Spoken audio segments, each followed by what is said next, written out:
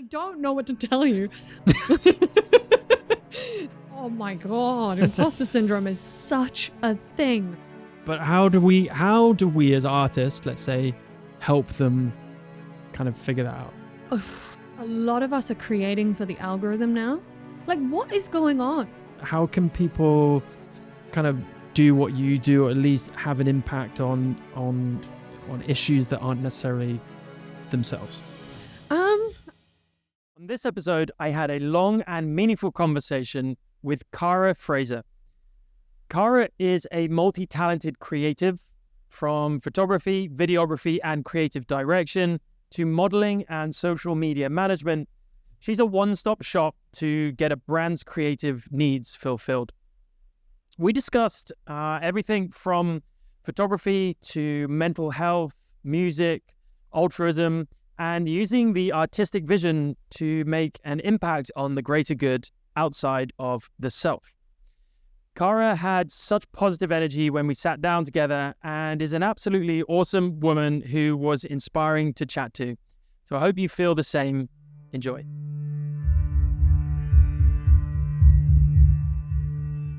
What is your last name? It is Fraser. Fraser. Creative, yeah. Fraser, yeah, Caragh Creative. Because I was looking on your Instagram the other day and there's no website on there. No. It's also because it's under construction.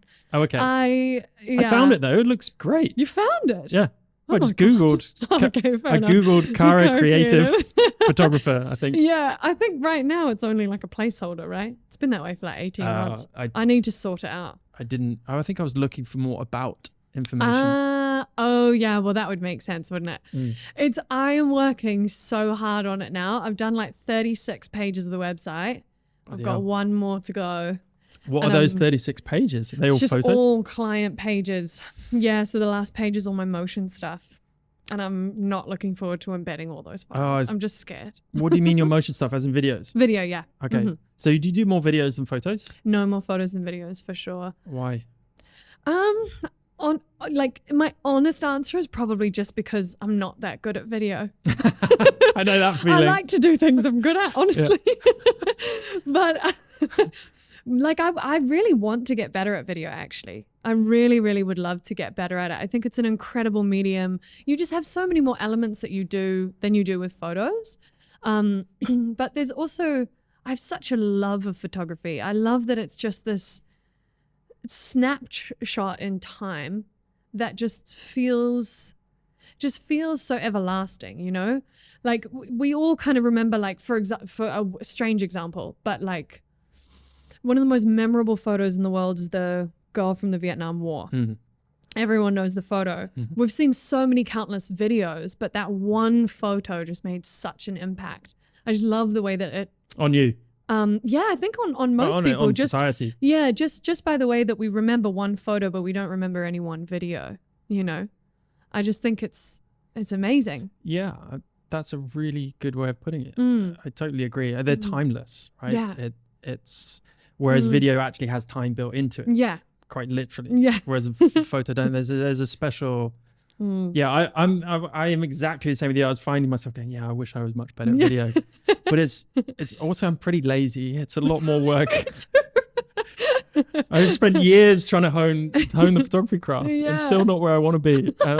I can't imagine how long it'd take for me to be good at video. Another lifetime. Yeah, these I'll guys do it in the next one. And the next run that my soul's got, I'll be a videographer. But you still doing it? Are you doing it for clients or are you doing it just for personal stuff? Yeah, I do it more so for clients than I do personally, actually. I'm not very good at documenting my personal life because when your job is a camera, you know, I'm sure a lot of us are kind of the same.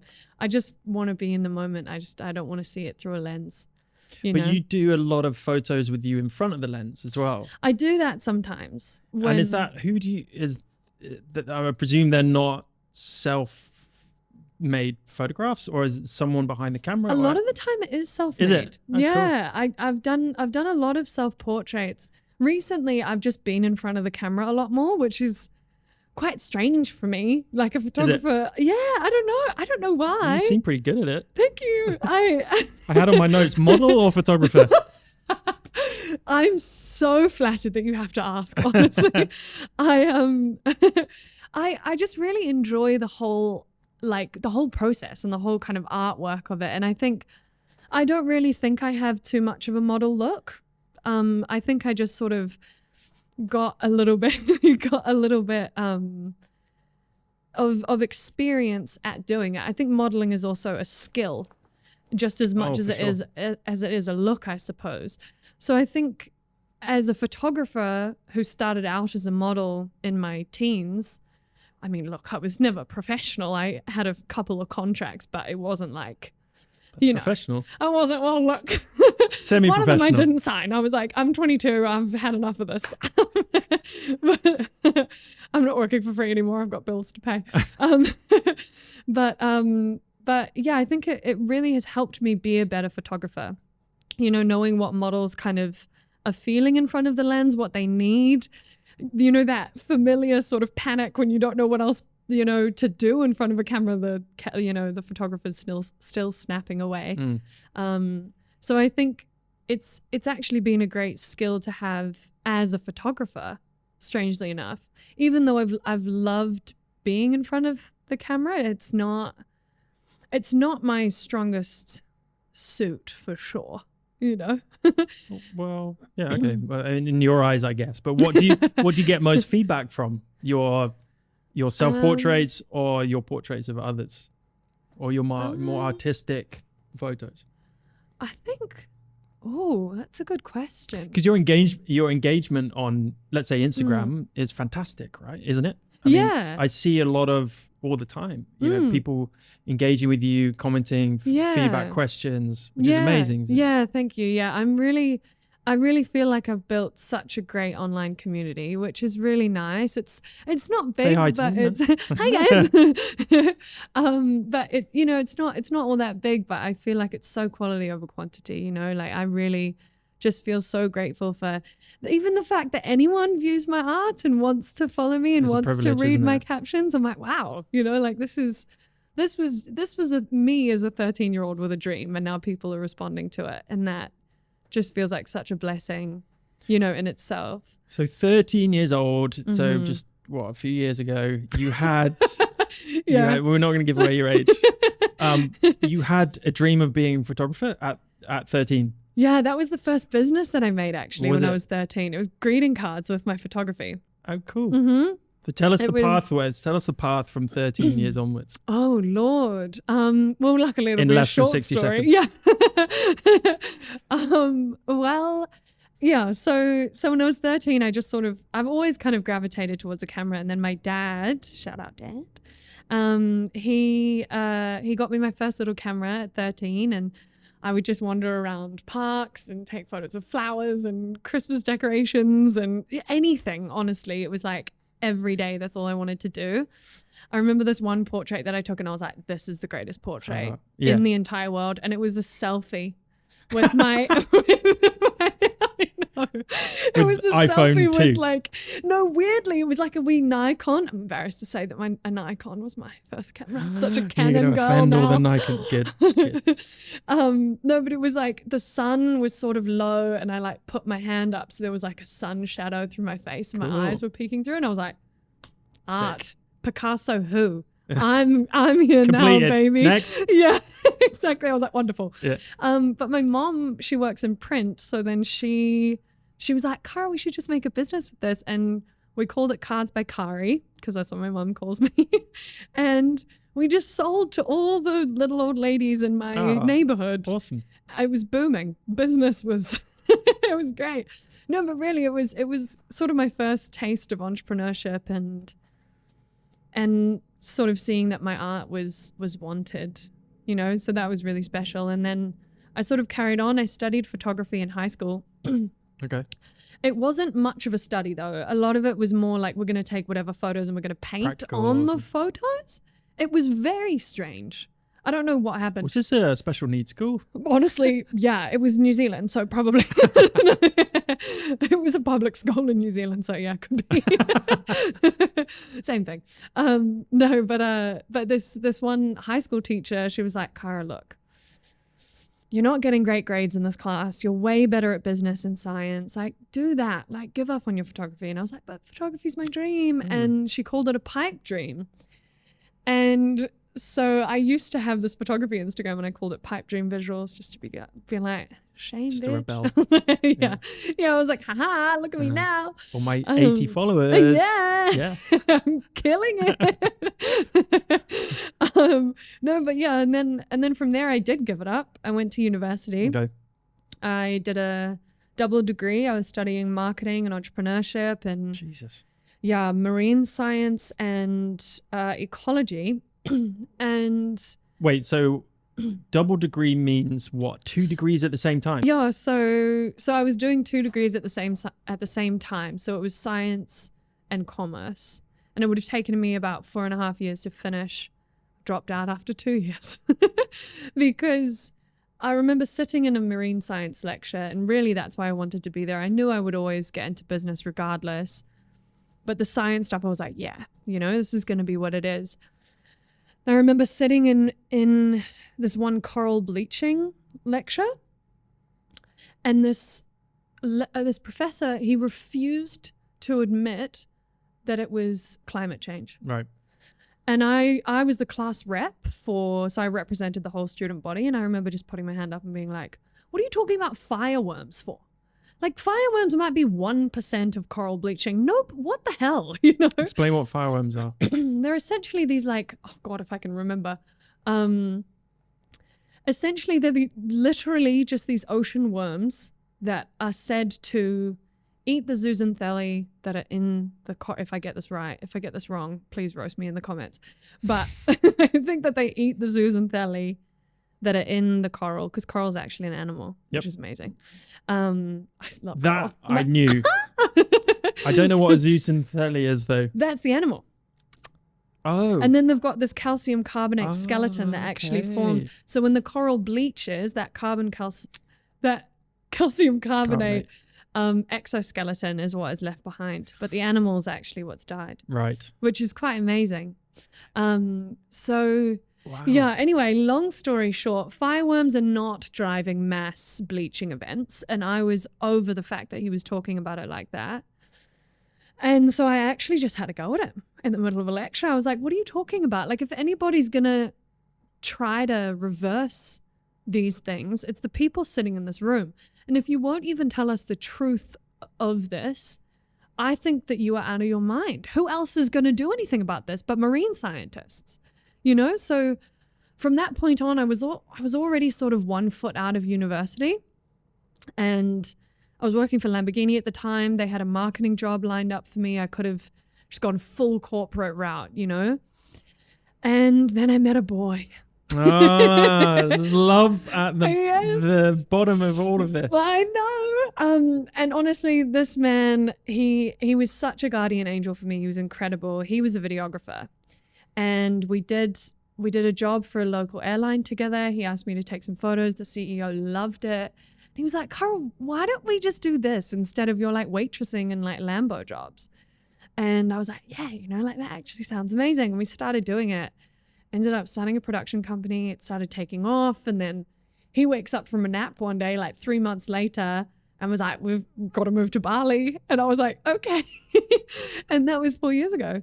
So yeah, he really was like a wee guardian angel for me, because otherwise I don't think I would have had the confidence to make the leap to photography, or to come here. I was very like straight and narrow and very masculine and very sort of like analytical, and it just wasn't serving me. So yeah, that's sort of the story of how I became a photographer. And are you still with him now? No. Okay. Unfortunately. But he left his legacy on you. He did. Okay. He was just a beautiful chapter of my life that I'm so grateful for. And yeah. He's got a great new girlfriend now, and they just seem super happy. So I'm super happy for him. Well, good for which you. is lovely. So it sounds like you've kind of battled a more of an analytical, scientific brain with an artistic one, and somewhere in the middle there is a business mentality. Yeah.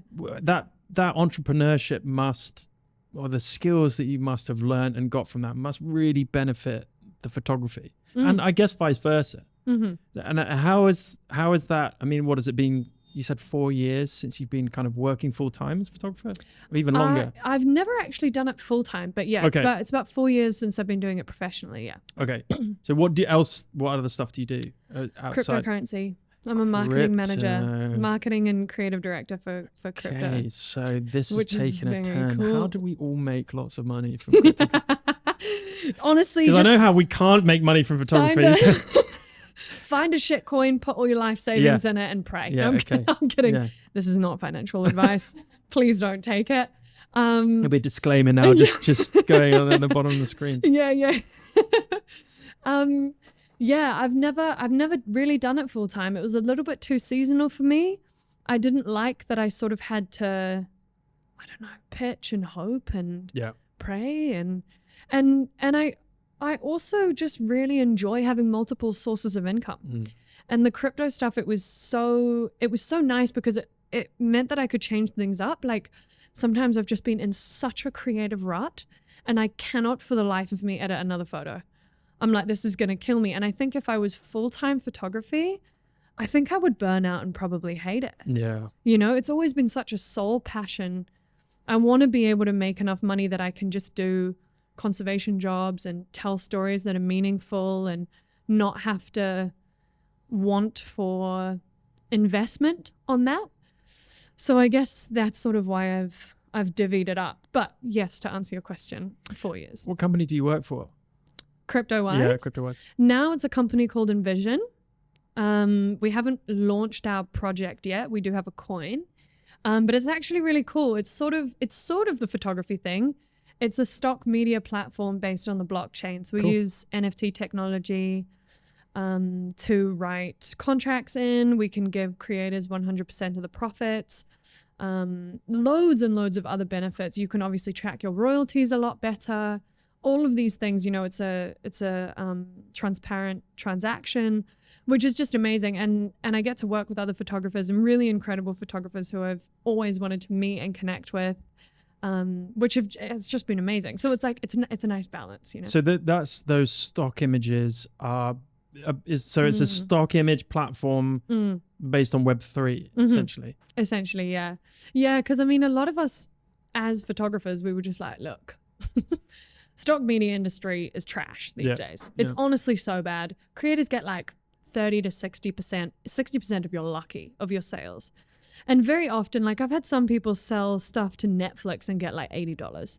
Like it's just madness, you know. The industry has just driven away new creators. Nobody's really listing stock media anymore. But it used to be like, I remember Peter McKinnon talking about it. Oh yeah. And I don't want to misquote him, but I think he said he made like 10 grand off like a leaf photo or something.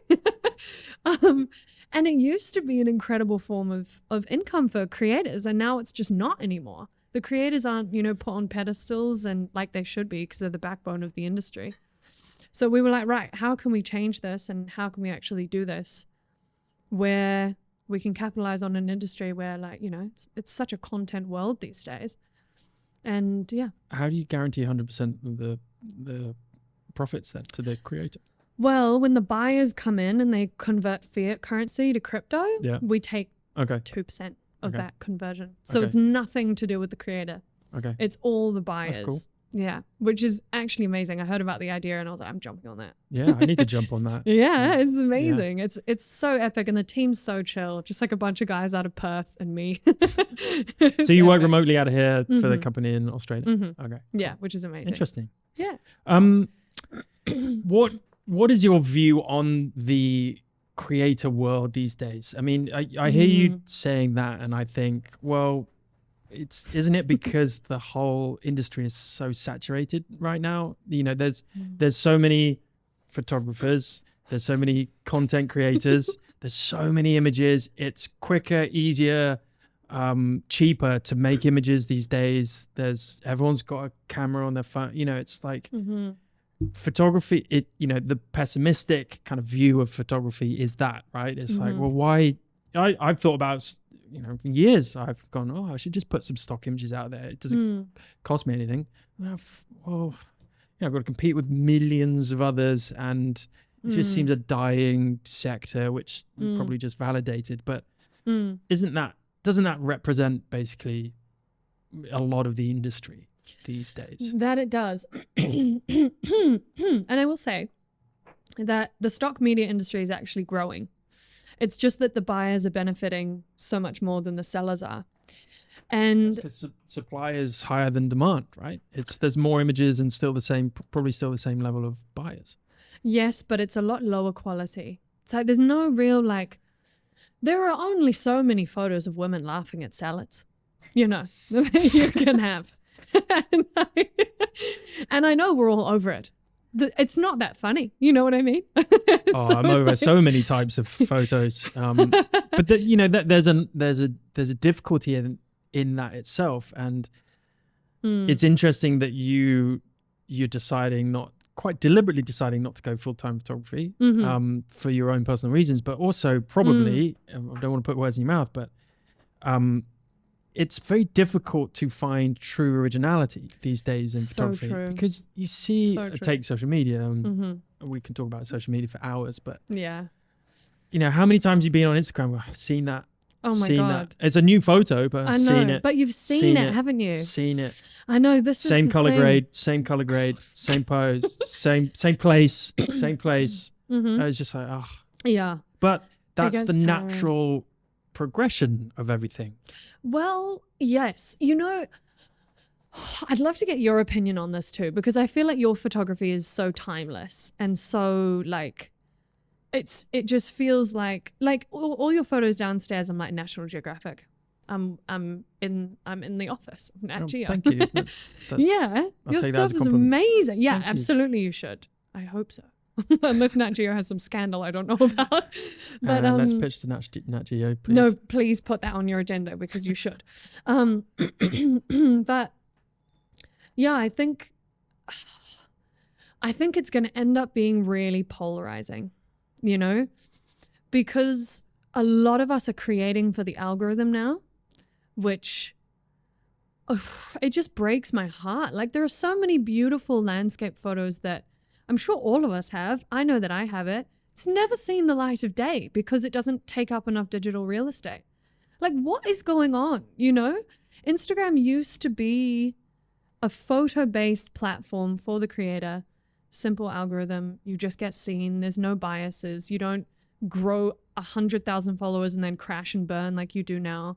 It actually kind of riles me up because there's so many incredible creators that I know whose art deserves to be seen, by any means, no offense, but there are so many people who are just using trending sounds, under a second clips, mash them all together, don't make the reels more than 7 seconds, use text on the reels to make sure your watch time is good. It's all created for the algorithm. And I get it. You know what I mean? I'm tempted to create like that too, because you get brand deals and all of these things. So I can totally understand why you would do it. But it's just killing the art form. Like, for me, I've got documentaries that I'd love to release. They took away IGTV. Yeah. So I'm like, cool, thanks, guys. Yeah. It does make me really sad. But that being said, then you get creators who are so polarizing that they end up breaking out of the mold, which I think is an interesting phenomenon. For example, if I don't want to say friend, more like I met him once and he's really lovely. Lucas Bousset. He went super, super viral. Him and his girlfriend Ronya went super viral recently because everybody was so obsessed with like the highest quality possible reels. And then he came along with a Blackmagic and a tiny little film camera and just started putting reels out. And he was like, the worse quality, the better. The smaller the camera, the better.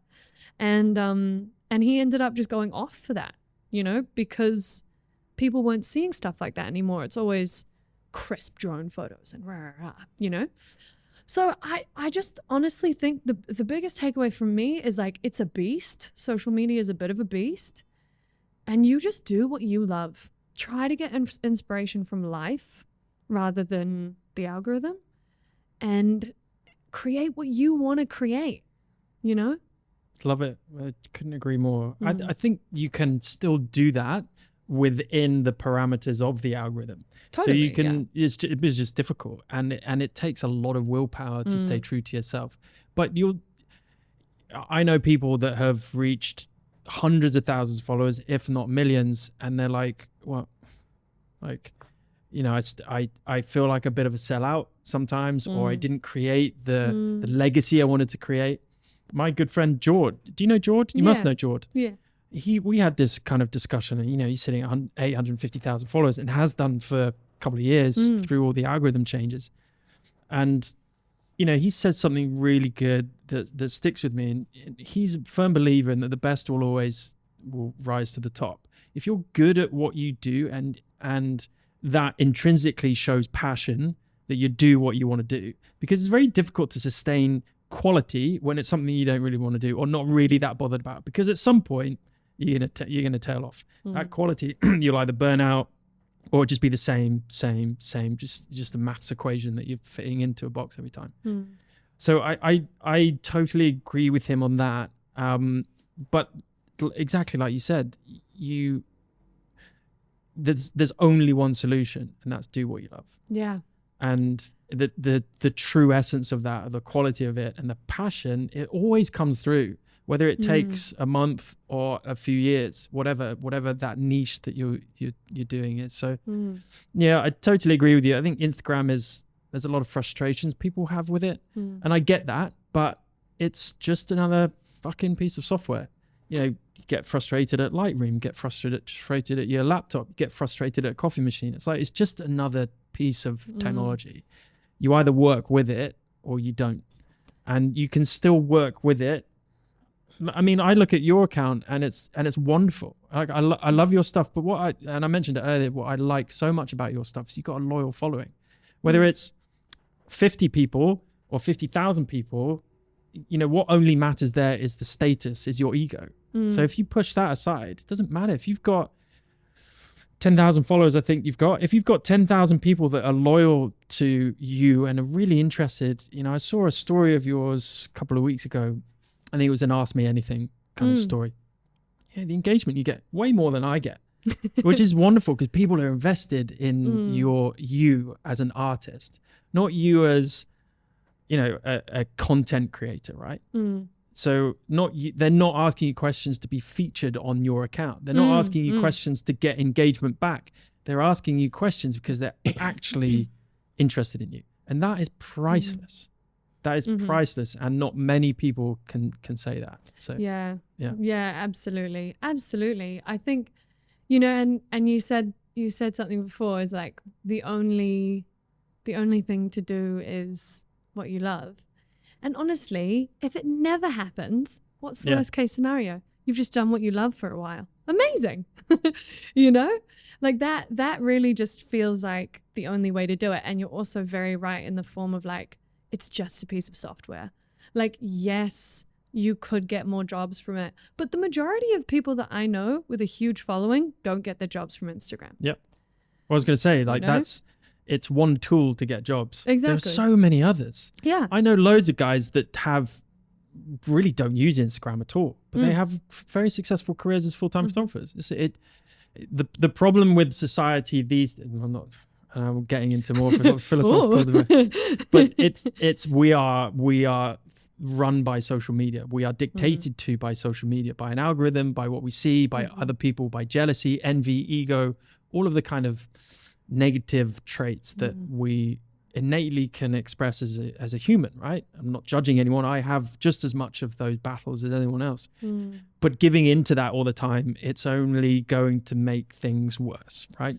And you said, if you're only going to do things for views, for an audience, don't get me wrong, if you get a nice comment on your photo, it feels great. But that's no different to you coming in here today saying your photos are amazing. Like, I'd much rather that. It's a real fucking human who's engaging with me and who's genuine, hopefully, about it, right? It's even more, I wish we could do that. I was probably born 10, 20 years too late. I mean, imagine how just getting out there probably would have been more difficult.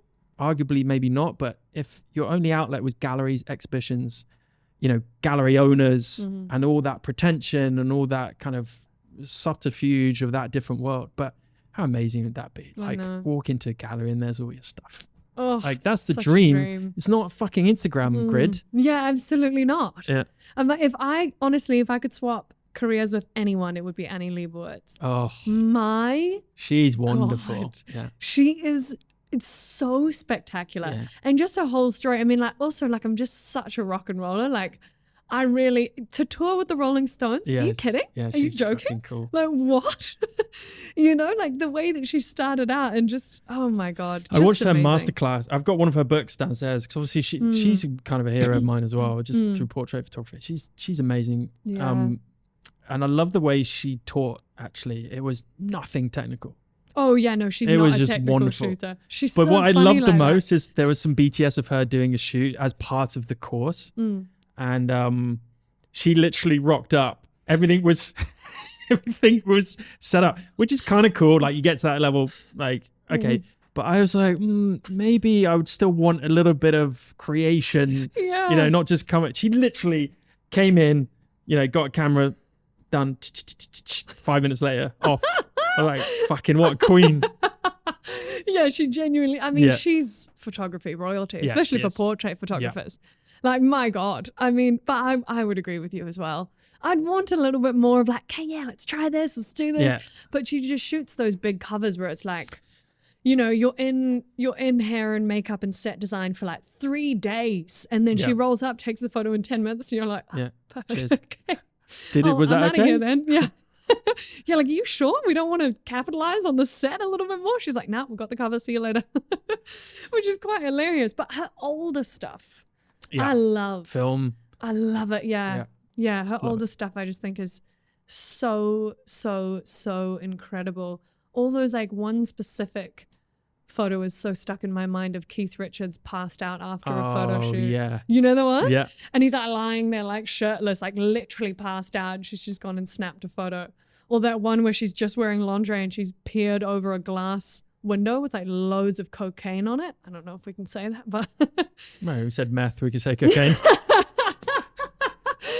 I don't know that photo. like, oh, I love it. It's just like on tour with the Rolling Stones because she had to go to rehab after that. Did she? Yeah. Did she? Oh, I didn't know that. That's she got hilarious. addicted to drugs on tour So she was with the Rolling Stones. like proper method acting, method yeah. photography, meth. The key word is meth, Meth. in that method. So we got to stop saying meth. Yeah. So she was obviously one of your inspirations. So when you started at the tender age of 13, was, you know, what did start it? If you can remember back to that age, was it, did you see a photo or did you see a photographer or did you see a camera? Because I know your dad bought you one. Was that literally the spark? That was it? No, I wished for one for years. I promise you now, I was so young, I can't even remember where it started. I think it may have been something weird and subliminal, like I saw a really cool woman who I wanted to be in a movie who was a photographer or something. I think I also just loved, no, it wasn't that. It was like we had this tiny little point and shoot. And my mom, maybe this is something I can grab onto because it feels very ethereal, my love for photography. But it just feels like God was like, here you go. But my mom used to get me those little, you know, those like Kodak disposable film cameras? Yeah. My sisters and I, she used to get them, and maybe my brothers too, but I like the way you, my sorry sisters to Hello? I like the way you say, do you know those Kodak disposable? Yes, my age, that's all we fucking had. That's how I started. That was it. You're like, Caragh, that's what I That was shoot it. on We now. used to take on family What do you holidays. That was mean? the family camera. So yes, I mean, know. same. I don't know. Yeah. I don't know. You might be Oh my 84. God, you're so we young. don't know. It might have been the original medium format, you know? All right. I'm just kidding. For those of you who are listening and not watching, he looks terrible for his age. I'm kidding. I'm kidding. No. No, yeah. So clearly you're quite familiar with the Kodak film cameras. It's so funny because people say that to me. They're like, but you're so young. Like, don't act like you're a millennial. Like, stop playing with me. And I'm like, I don't know what to tell you. My parents were really old fashioned and we lived in New Zealand. So we got everything 10 years later. Okay. But yeah, she got those for my sisters and I on holiday, and the thrill of taking the photos and then getting them printed when we got back to Auckland, and you know, it was such a family bonding thing, and I loved it so much, and I just wanted to get creative.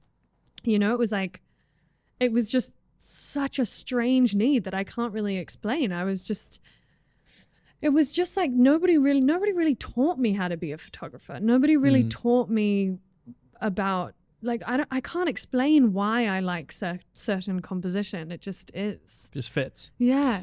I find that, and not to make this a sex kind of discussion, but sex as in male, female, gender. Yeah. Gender, that's the better word. Preface it. Yeah, I was like, sorry, what? Yeah, let's not talk about sex. But I find female creatives, and that's because they have a much more dominant left side of their brain than the men do. They find it just so natural, more natural. Obviously, I'm generalizing massively, but they find it more natural to be creative. It's just this innate thing that they just go, I don't know where it came from. This is just, well, let's do this. And I'm just going, wait, where do you write that down? Do you have a checklist for this? They're like, we're just gonna go with it. Yeah. I find like my photography mates and the guys I know in the photography world, some find it easier than others, obviously, but a lot of guys have to just work a little bit harder. Like, okay, we need to think this through a little bit more, or they know exactly where that photography thing came from. Oh, it's because of this and this and this. So I do. That doesn't surprise me. That just kind of fell into your lap. Yeah, it was cool. Yeah, for sure. Such a more romantic story. Yeah. Yeah. Yeah, I was like, I don't know. No, it just found me. Yeah. Yeah. No, but it's so interesting actually, because we were sort of touched on it downstairs. It's like, there's so many men in the industry, and I think that's kind of part of the reason, is that they can and now I'm generalizing as well, but just in general, creativity is a feminine emotion. Men and women have it, but it's quite a feminine emotion. Yep. You know, whereas that logic and that planning, that's a masculine energy, and both men and women have it.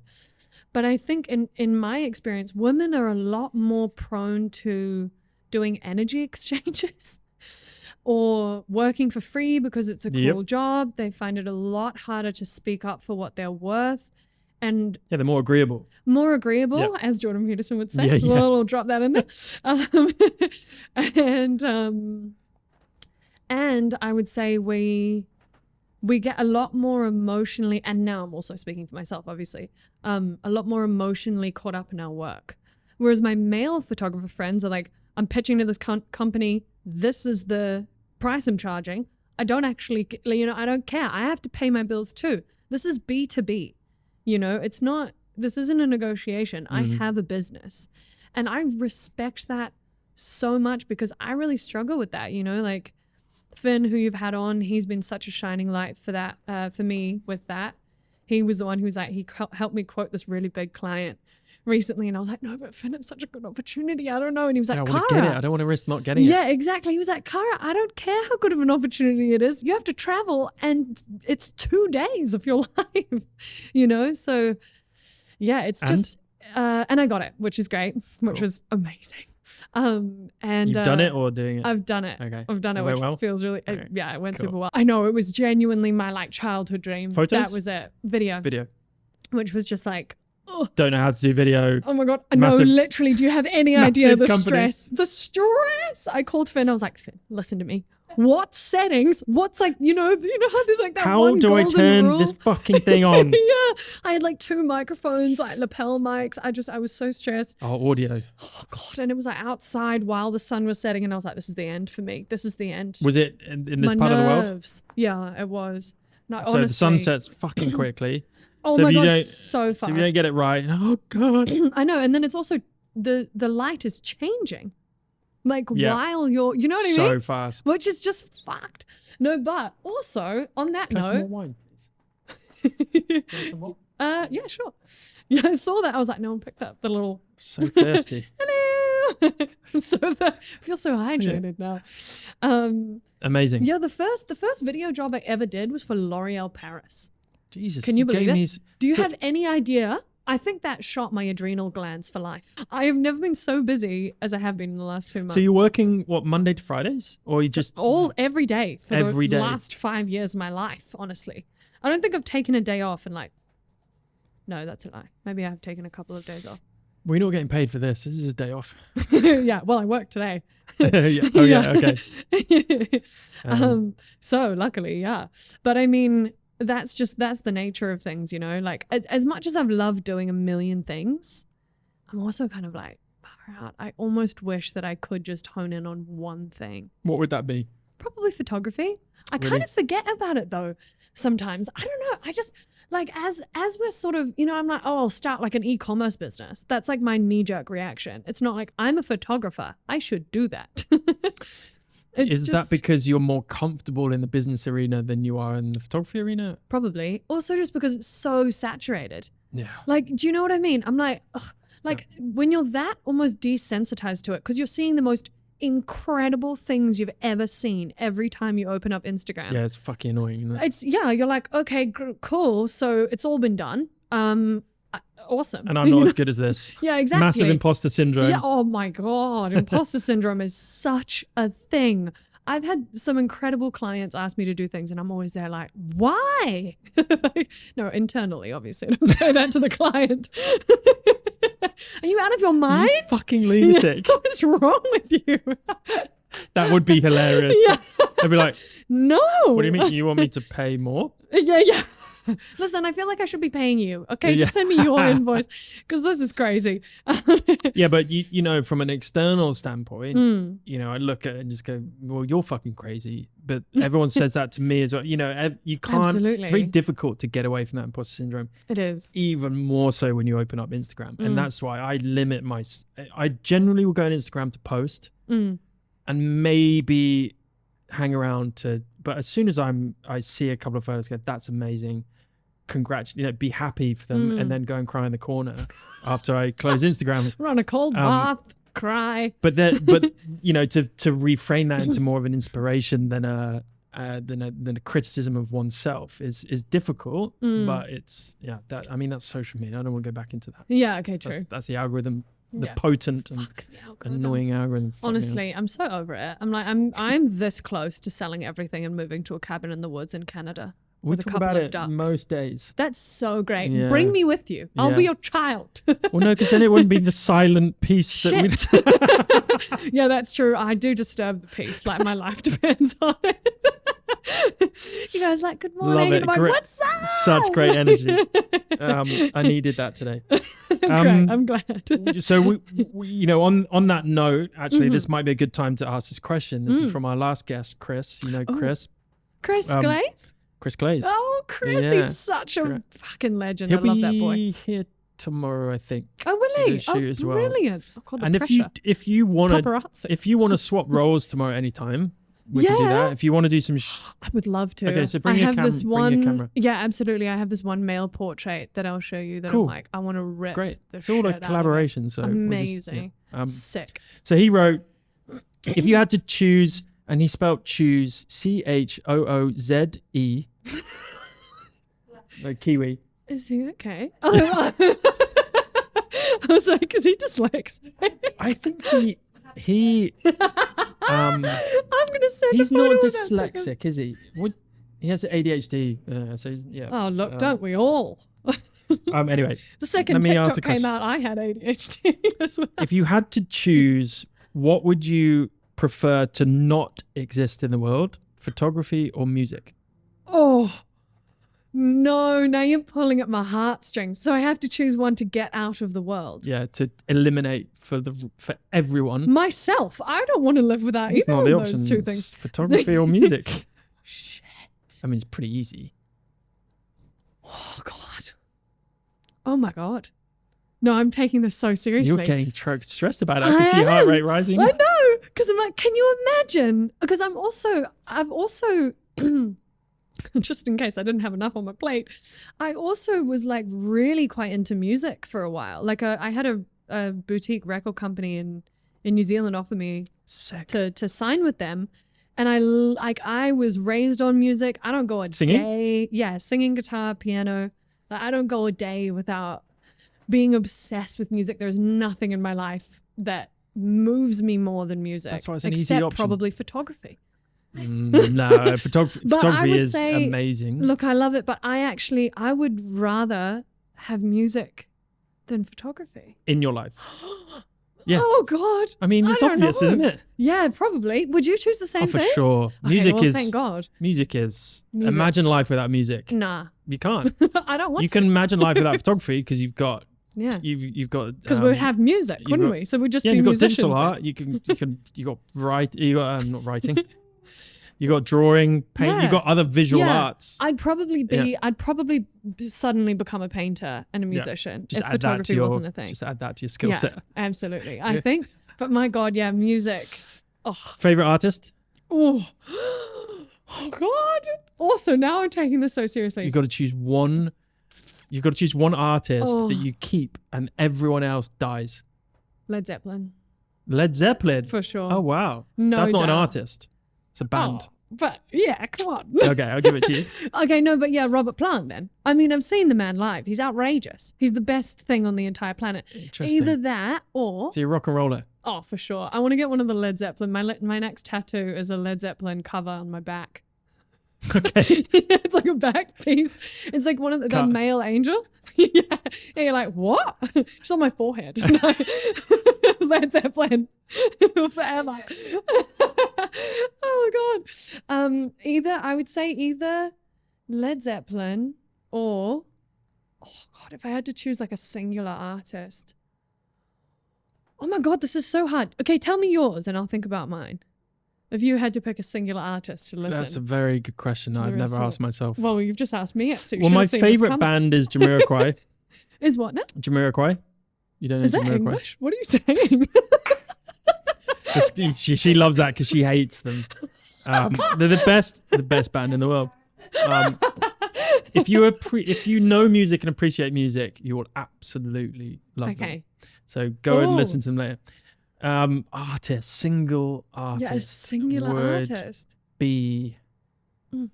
can't probably Hmm. probably Mozart.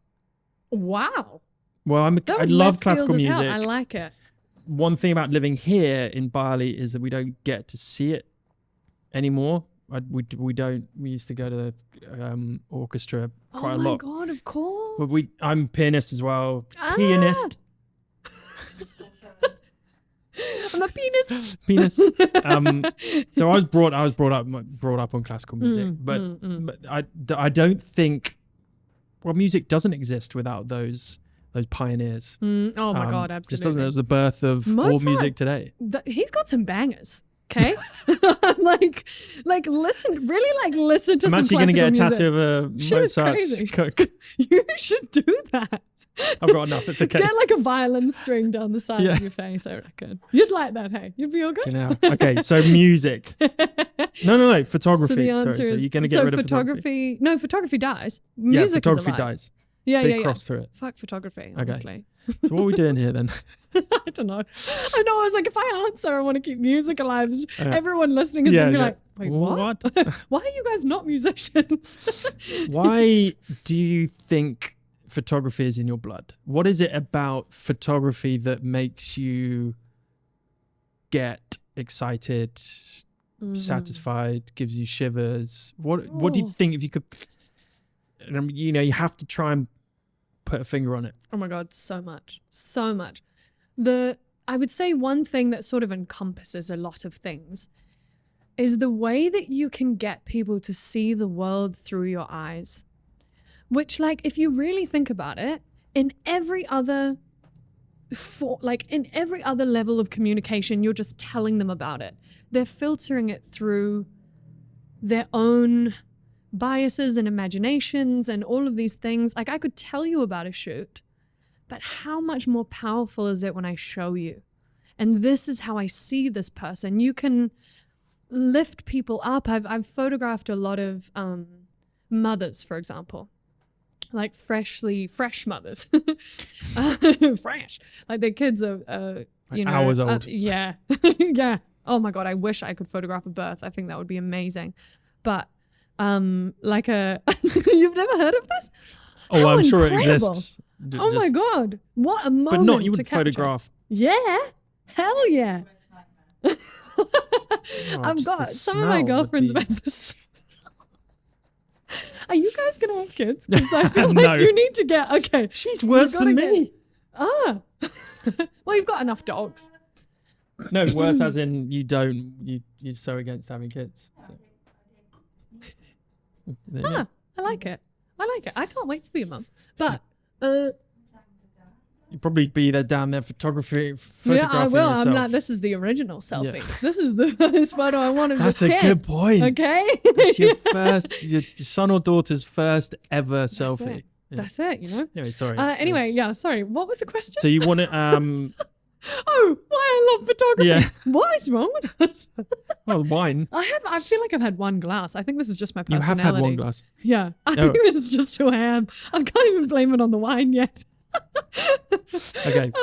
Okay, so what I love about photography You did some shoots with some mothers, some young with mothers. mothers Okay. who, you know, obviously when and they were friends of mine. So, and this is just a very small example, and I have others, but when you go from that maiden to mother transition, everything changes. Their bodies are changing. The way they feel about themselves is changing. Everything is different, you know? And for me to be able to photograph them in a way that makes them feel beautiful and inspired and makes them celebrate their body and, you know, all the things that it's done to bring the miracle of life into the world. That was such a gift for me, absolutely. And then you've also got the conservation things that I've done, and the medium of, I mean, really it comes back to a picture says 1,000 words, doesn't it? Like I could write you a whole list of why this is wrong and why we need to conserve this and why we've got to do that. All I need to do to really reach people's hearts is show them why. And that to me has been like the greatest gift that photography has given me. And I also really love the way that I see the world. I love the hope that I see. I love the beauty that I see in people. I love the artistic way that I can portray conservation.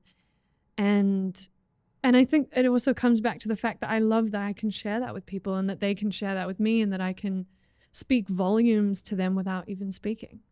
Isn't that one of the greatest gifts? Oh, absolutely.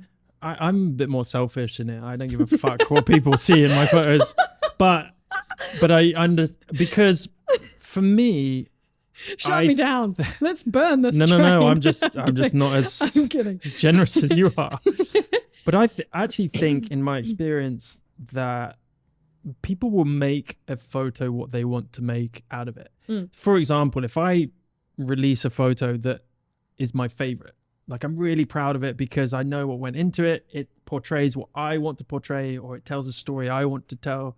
Technical aspects I thought were perfect in my opinion, etc., etc. All of the elements were just great for me. And the amount of times I've either posted that on Instagram or shown it to even Fee, who's my first kind of backstop. It's like, what do you think of this? And I look at her face within the first second, I know how it might be perceived by another human, right?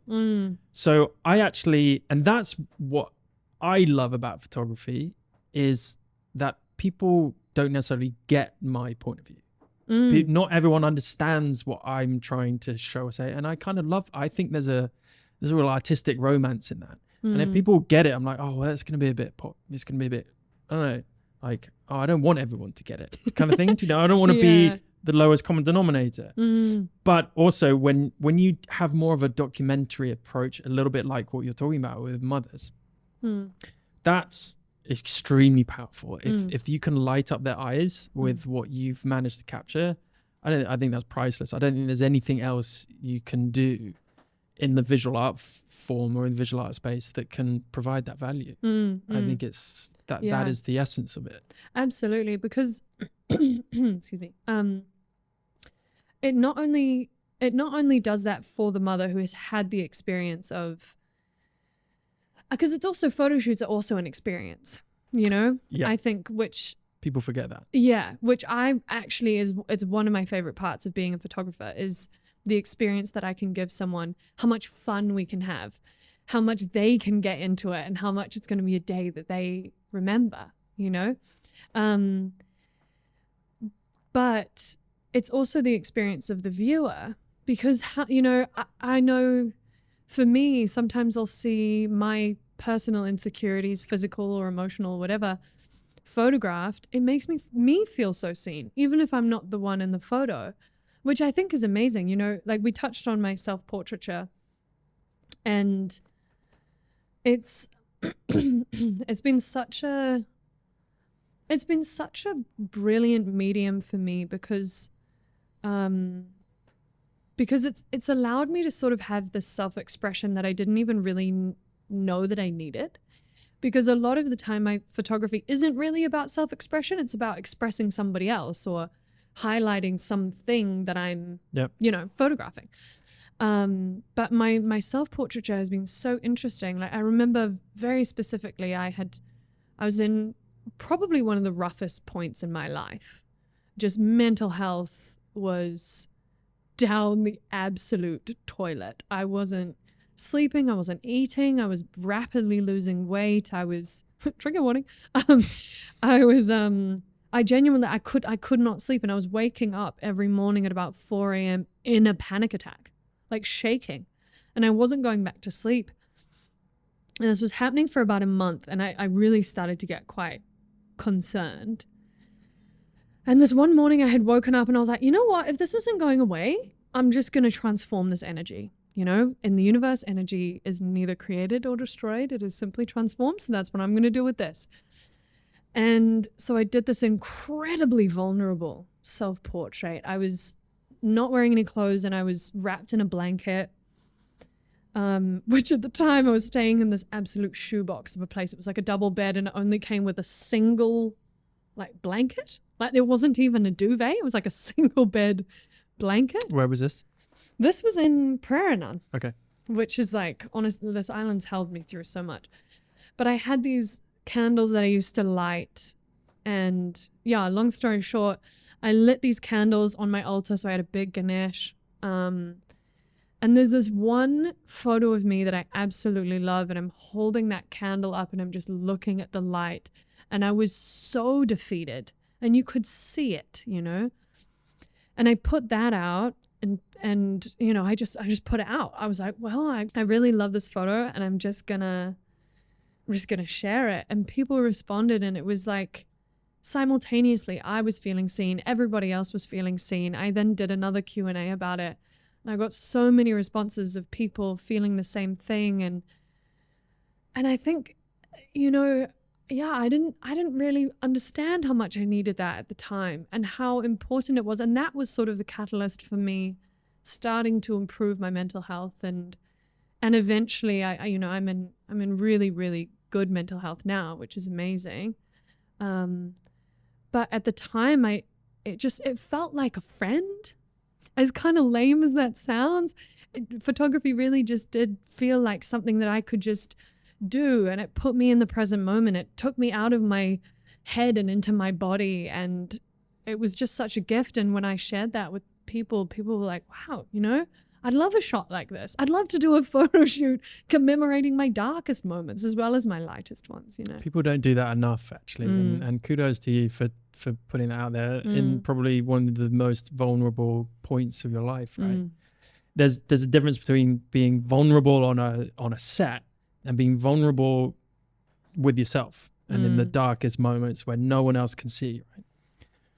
What was the reaction was generally quite good. Was this an Instagram post? Yeah. So, I mean, that's wonderful to hear, actually, because we talk, me included, a lot of bad things about Instagram, and many people around the world have unfortunately lost lives because of, you know, suicidal thoughts, and most of that can be traced back to social media use or bullying or digital kind of ostracizing, whatever kind of label you want to put on that.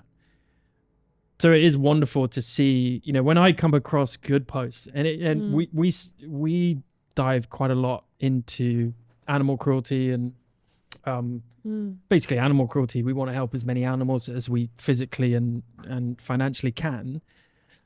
And when we see posts about that or about human suffering, whether it's especially mental health, we've been educating ourselves a lot on mental health for the last few years because people are now more educated in it, they're more aware of it, they're more open to discussing it, or even more vulnerably putting it out there for the public to see, comment, judge. I mean, it must have been scary. When you posted it, what was your emotion? I just didn't really care, honestly. Really? I just felt better. And I think also my following was like even smaller than it is now. So like that helps. But only takes one bad comment. It really does. And I just honestly didn't even really think about it. It was such a genuine thing that I wanted to share, that, and also my life had just fallen apart. So I was like, look, a comment's a comment. Like, I'm just going to block you. Like, you really can't affect me at this point. Yeah. Like, I think I'm about as low as I can be. Literally, I'm like, listen, this is tears in a rainstorm. Did you get baby. any bad comments? Nah, none. I have been trolled since then.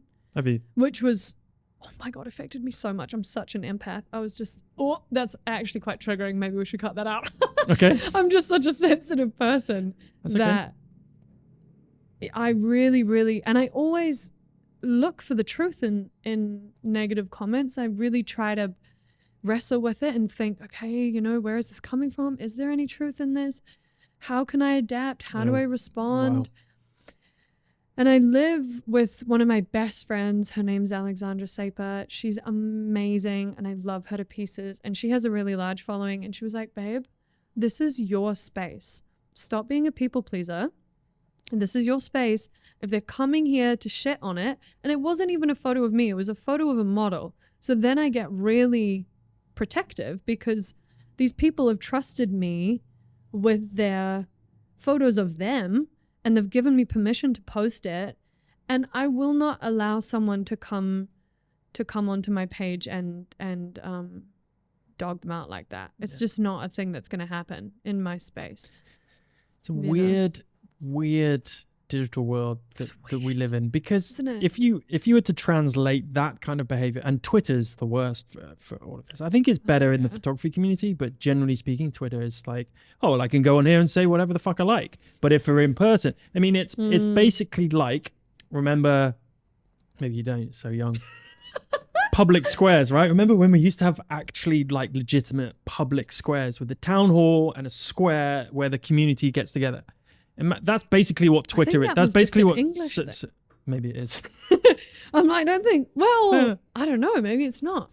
I don't know. Anyway, it's okay. Let's say it's an English thing, but even so, that like the analogy stands, and that's basically what these platforms are.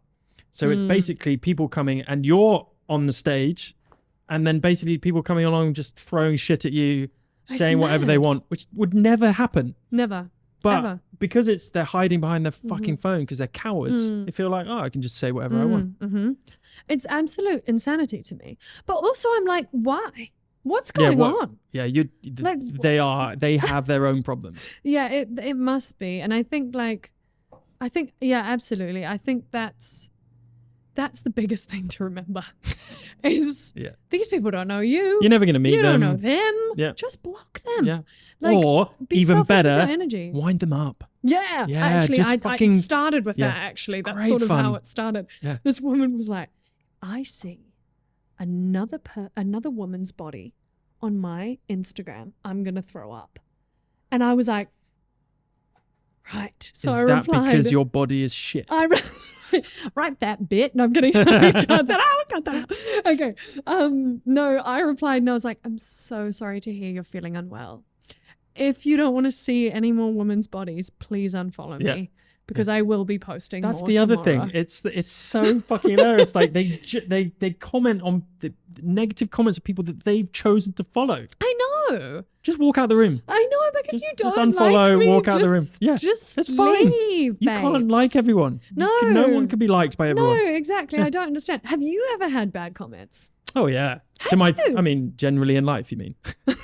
Ever. You're like, I'm all the actually an time. angel, so I've never had My that. wife wakes up most mornings thinking.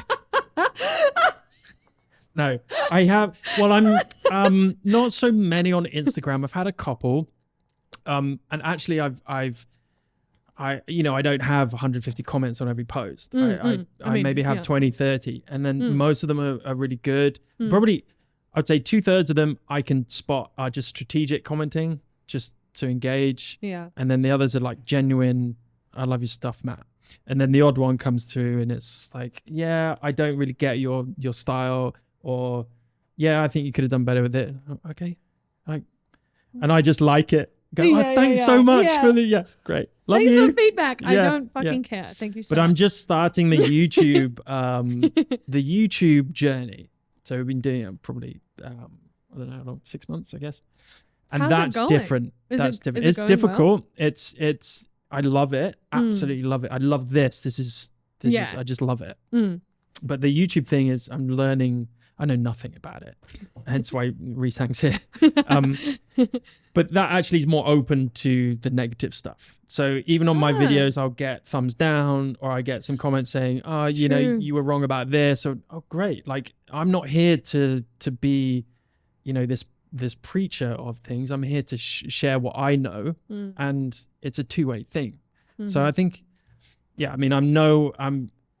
if I ever get to a stage where I'm getting negative comments all the time, it would be interesting to see how I deal with that, or how anyone deals with that, because the guys that have 200 comments on their posts all the time, Instagram, I don't consider Instagram like that, because 99% of Instagram stuff is you get the odd bad shit.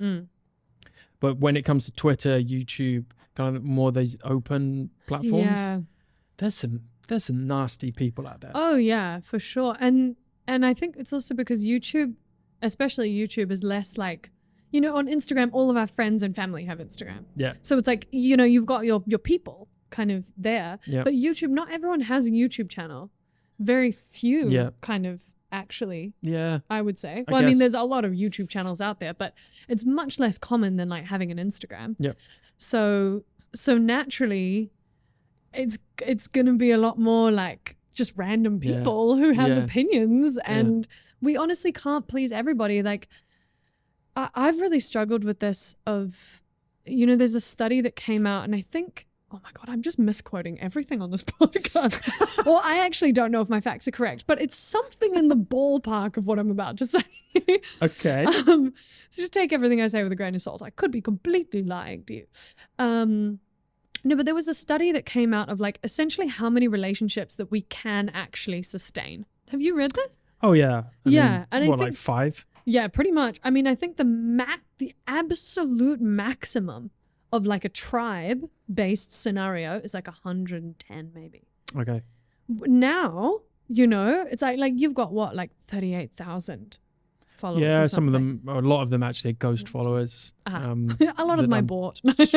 Well, I did when I first started Instagram. I bought a few thousand. Oh, did you? That is kind of it's kind of been a barrier for me for a while, because they've just been stuck there. Yeah. And I'm sure they've never that's gone hurting away. your growth. So I need to, definitely is. But yeah, I mean, most of them are the. Oh, nice. But yeah. Well, yeah, I mean, that amount of people, we can't sustain relationships with that amount of people. We aren't meant to please that amount of people. We aren't. I don't want to please. Oh my, that amount of no, people. exactly. And most of us don't. But then a lot of us, especially the younger generations, it's so difficult to differentiate, And I really, I don't know. I worry for the sort of younger creatives who are, like my story could be, I watched an Instagram video of this guy who traveled because of photography, and it's great if that's your story, and like awesome, and I really, really hope that you feel like super in your power about it. But I think I couldn't handle that, because like I'm glad that, when I first started out, it was like just my family was viewing my photos, and it was real life stuff, like the photos that I dream of taking are, just from stuff that I've gotten in my life, and I feel like nobody can really outdo me with that because it's my life. Yeah. You know, No one else lives that life. yeah, which is wild. And now, you know, everybody's sort of just creating for algorithms, and nobody's really doing long form video anymore. Yeah, and what's that about? it makes me really sad. I'm honestly just waiting for like somebody to make an app that's like actually just for photographers and just showcases our work. Let's do it. Spotlight on you. Let's go. do it. Well, Vero tried to be that, right? I mean, Vero? Vero. So I didn't hear about this. Vero came to prominence when Peter McKinnon had a friend who I think there was some connection there, and he did a video on Vero, and this was at least a year ago, maybe a year ago. And suddenly, obviously, you know, with his millions of... Oh my God, Peter McKinnon's such an OG. Legend. He's such a legend. You've got to get him on the podcast. You kind of give me Peter McKinnon vibes, actually. Oh, really? Yeah. I don't definitely know. take that as a compliment. Yeah, you he's cool. should. Yeah. He has such great... And it's not the aesthetics about him. It's the way he can connect with the viewer. I don't know how he does it. It's because, you know, I do these videos and I'm shit. But I know that one day I'll be better. But he's incredible. Anyway, he did this video about Vero, and because Instagram was changing algorithm every fucking month, and I think he got fed up with it because he was posting stuff and none of the people he wanted to see, basically none of his followers were seeing his photos. Yeah. And I think by happenstance he had a meeting, or I can't remember, with the creators of this app called Vero, which had been around since I think 2018. But it was no algorithm. It was chronologically viewed. It was it's not purely photography. It's videos as well. And I think basically visual arts. So not just photography or video. Anyway, it went crazy, obviously. So there was this bubble, 3-month bubble of Vero, and I still have it, and we're going to start it up posting again. But have a look into it, because it is just purely people on there who want to just share photos and engage. That's amazing. I'm doing that right after. But there's the other thing. It's like, I've got to start again from scratch. It's like, oh God, there is that. Hey, yeah, there's a lot of time. You know, it's just more time now. Yeah. Is this really worth it? And I think people started doing it, and then, like, for weeks everyone was like, check out my Vero account, and then it just went, see ya. Yeah, right. It's like that. What's that one that just went completely off? That like real-time photo thing? Shit, man. Real-time photo thing. Oh God. You mean like Snapchat? No. Oh my God. Does anyone know what I'm talking about? Real-time photos. You know, like it would like give you could only post once a day. And it was, fuck me. My little brother had it. Anyway, it was huge. We're all just very out of the loop. This year apparently. This is like really recently. Really recently. Oh, and it just sort of, and there was no like filters. There's no, you know, there's nothing like that. So like, I don't know. I guess it was amazing. But even in that, it just sort of crashed and burned, didn't it? Yeah. So. One thing that that really caught my attention from you and your work straight away was how you know, kind of try and target your art in a philanthropic way. So I think one of your quotes was, you want to use, I wrote it down here, want to use my gifts in whatever way I can make people care, which I think is amazing. Can you elaborate on that a little bit more in terms of what you mean exactly? Yeah, absolutely. It's quite honestly my biggest dream with photography. If I could do photojournalism and conservation work full time, I would. But unfortunately, obviously, conservation projects, I don't want to take money from conservation projects when that money could be spent on feeding children or, you know, whatever else the project might be up to. So it's a bit of a catch-22. But even in paid gigs, I think for me, we are all doing the world a disservice if we're not speaking about things that matter. And I genuinely believe that everybody can do that. And especially if you come from a place of privilege. Privilege is not an inherently, let me start that sentence again. Privilege is not an inherently bad thing. It's only bad if you don't use it to level other people up. So for me, I was like, right, I have the privilege of being who I am, coming from the country that I do. Which you didn't choose. All of those things. You don't choose privilege. You don't choose privilege either, but you choose what you do with it. Correct. So I was like, right, what am I going to do with this? And obviously coming from a marine science background, it was natural for me to want to put marine science projects on a pedestal and try to tell their story. Because honestly, the charity model, and I'm sort of going down a bit of a rabbit hole here, but the charity model is a little bit broken. And in order for you to want to donate to a charity, for it to do what it needs to do, you need to emotionally identify with a certain project's mission. And photography and videography is such an incredible way to do that. Like, why not, you know? So that was really, I really did all of my commercial work so that I could take 3-4 months of the year and just do conservation work, and largely for free, just because that was what was the most important to me. And it makes me really sad when I see these people with huge followings not talking about things that matter. And I don't want to like call people out, but at the same time, I kind of do, because if I had a huge following like that, that's exactly what I would be talking about. The world is so in need of people talking about things that matter and real role models. Like, we're just making stupid people famous with the internet, you know? Like, it really kind of irks me, because I know a lot of people who are doing such incredible things for the planet, and no one wants to work with them because it's a little controversial, or it's not as pretty as, you know, whatever else. And I've always wanted to drive that, what would you call it? A philosophy, I suppose. And I wish I could do it full time. I can't. I wish I could, but you know, that's my biggest thing. And I wish that more people were on that train with me. I think the world would be a very different place if we all came from a place of service, rather than how many followers can I get and how many likes can I get and how much street cred and like status and money. Yeah. And don't get me wrong, like I can totally understand how you'd get caught up in that narrative, but at the end of your life, it's not going to make you happy. Yeah, it's not going to mean anything. Deathbed, what did I leave behind? 200,000 followers? Yeah. 1 million followers? Okay, cool. How did I impact them? Yeah, exactly. You know, how did I change the world? Or how did I leave my tiny little footprint on the world? For sure. And that's what I really say with photographers and videographers, because I could have stayed in my degree. I could have become a scientist. But the way that science is politicized, the hoops that you have to jump through in order to do it, I was like, fuck that. Like, I just want to spread the messages that I want to spread without having to jump through the hoops of if this p-value is significant, which is a very important hoop to jump through in a scientific study.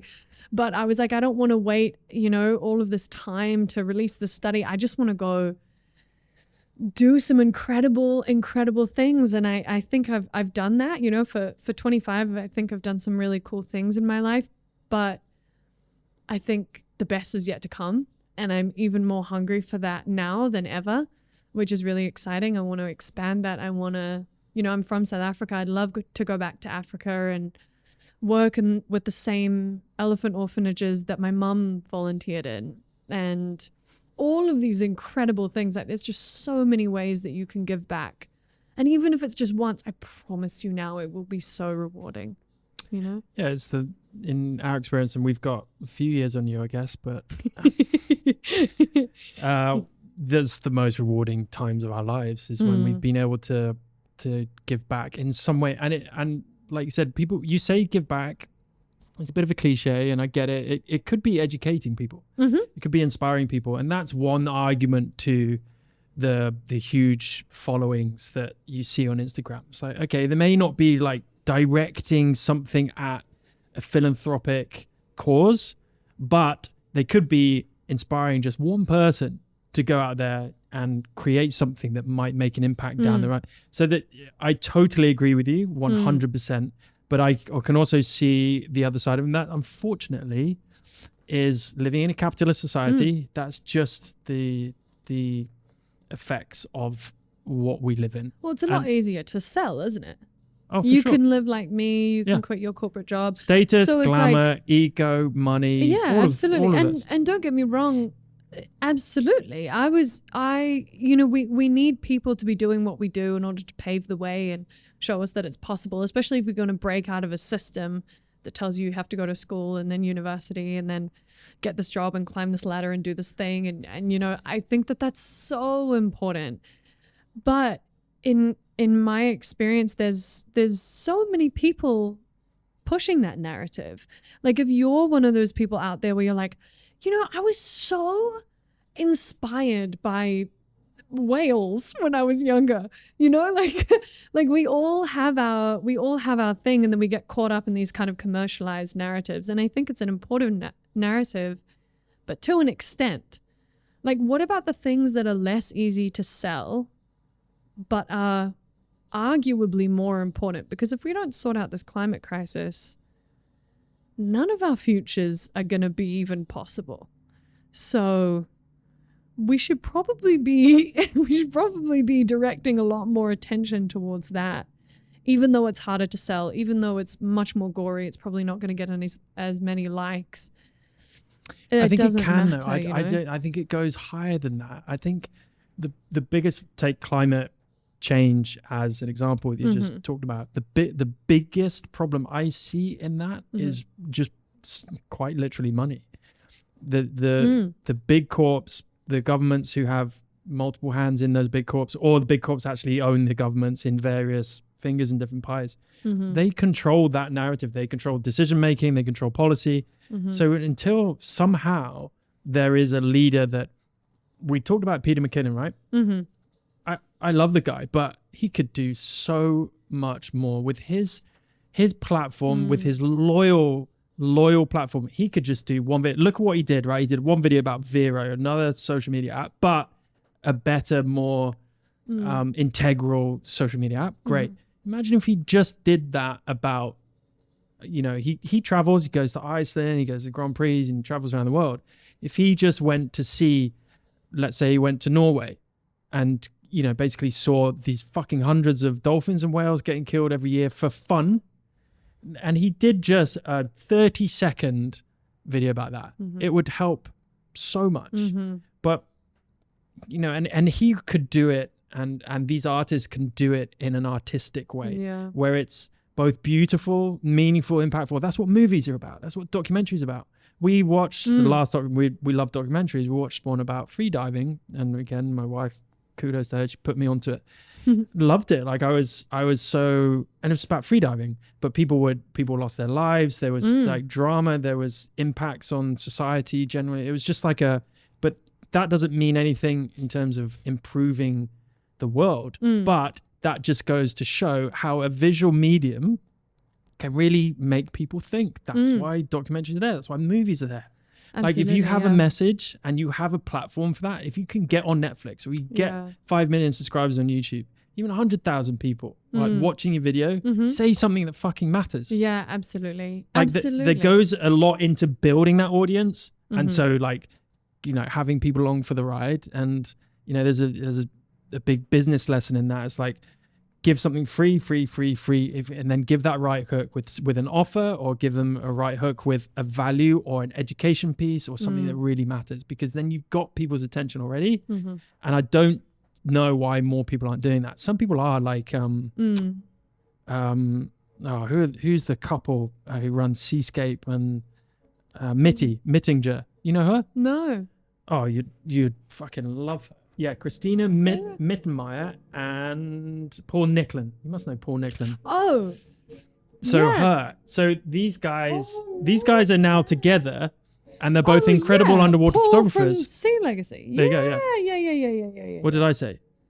I something. don't know. My God. These Paul guys Nicklin are is doing just, what I've just been talking about, right? I mean, he's fucking spectacular, isn't he? He made his name in underwater photography. She made her name in underwater photography. Then they met, fell in love, couple, and then they were like, I think he already had Sea Legacy, or she already had Sea Legacy. Anyway, they were obviously big into conservation independently. Now they're joining forces and they've got fucking millions of followers. They're doing something that's just incredible, both on an artistic level, but also on an impact level, right? Absolutely. I mean, Sea Legacy is legends. So I know it doesn't it doesn't sell, but it does sell. It kind of does. If you do it right, if you do it right, it absolutely can. Yeah. But I know what you mean. And you know, it's a really hard topic to actually speak on, because I also get it. I also get that not everyone can consistently surround themselves with tragedies of the world and still have hope. That's the other thing. Yeah. And still want to do it. Yeah. You know, like, I think we also do need hope. And that's where those kind of aspirational creators come into it. Like, you need that hope in the world. We can't just be cynical all the time and be focusing on what's wrong with the world. But I think it's just a little bit out of balance for me. Like, take the plastic issue, for example, which is of course an issue. Naturally, it's an issue. Now, I really, really could get cancelled for this. This is actually a job that I got completely ghosted by once because I spoke on this. It was interesting. Plastic is a much less political issue. It's an issue that governments can still profit from if you switch to paper bags. Also, take the phenomenon of greenwashing. It's actually in your interest in a capitalistic society to want to greenwash things. Yep. Want to provide paper bags instead of plastic, and, you know, save the turtles and whatever. But my issue with that was it was spreading so much misinformation, which really, really distressed me as someone who's seen some absolute tragedies of the ocean up close. For me to see people rallying around a cause that doesn't affect the ocean nearly as much as we think that it does, not nearly as much. Like, if you look at the stats, plastic kills about 100,000 marine animals and about 1 million seabirds a year. Every hour, 11,000 sharks are killed, and that's just sharks. Yeah. Can you imagine what's happening to and that's just fishing them. We're not even talking about habitat degradation. We're not talking about ocean acidification.